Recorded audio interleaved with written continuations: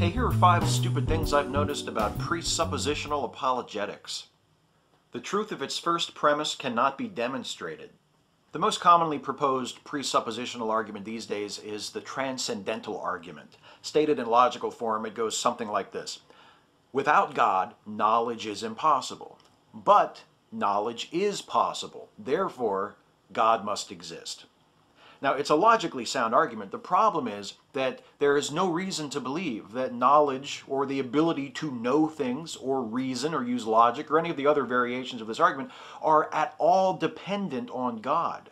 The goal of the argument is to establish the existence of God as a necessary condition to the comprehensibility of reality. But unless that first premise is true, the argument is not compelling at all, and most apologists who use this argument make no attempt whatsoever to demonstrate the truth of that first premise. They simply state it as though it should be self-evident, but it isn't.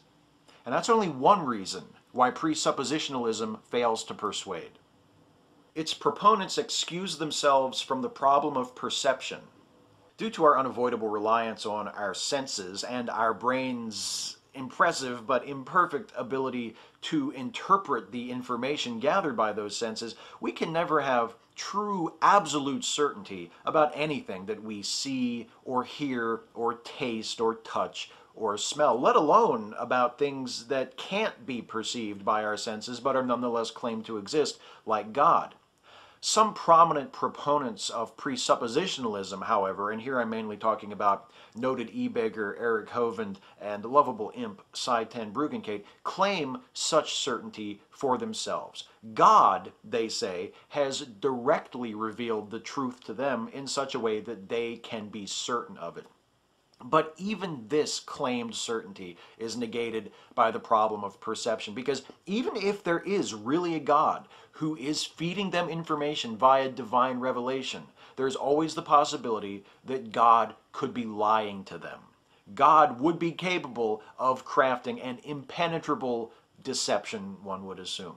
And if everything that Christians know about God is ultimately derived from divine revelation, everything they know could be lies told them by a deceitful God who gets off on fucking with the marks. Unless you yourself are omniscient, how could you possibly prove otherwise?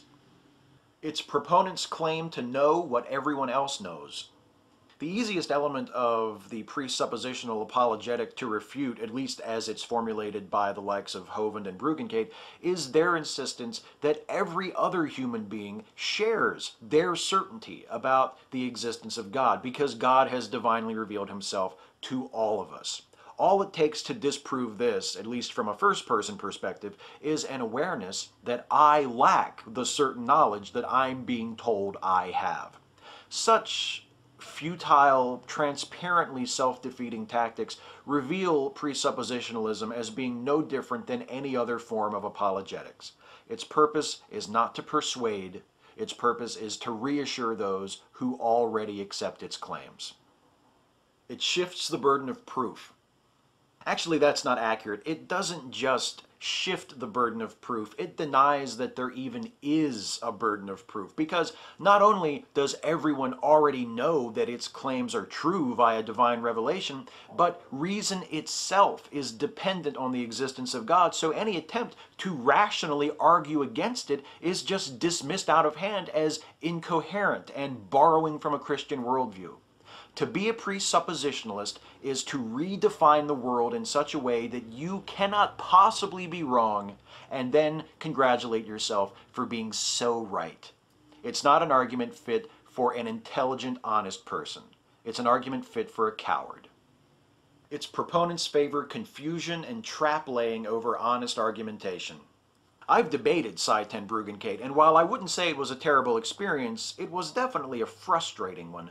When it was over, I felt like someone should have given me a t-shirt that read, "I argued with Sye Ten Bruggencate and all I got was this lousy headache." Most frustrating of all for me was Sye's complete lack of interest in having a real, intelligent, back-and-forth discussion with me about the issues we disagreed on. Instead, his sole focus was in trying to move me from one talking point to the next so he could make the argument that he makes with everybody, and in fact, the only argument that he knows how to make.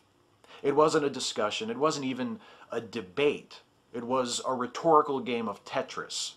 And the only thing I find less interesting than a game of Tetris is a grown man who thinks it proves the existence of God. The hardest part is only picking 5. Catch you next time.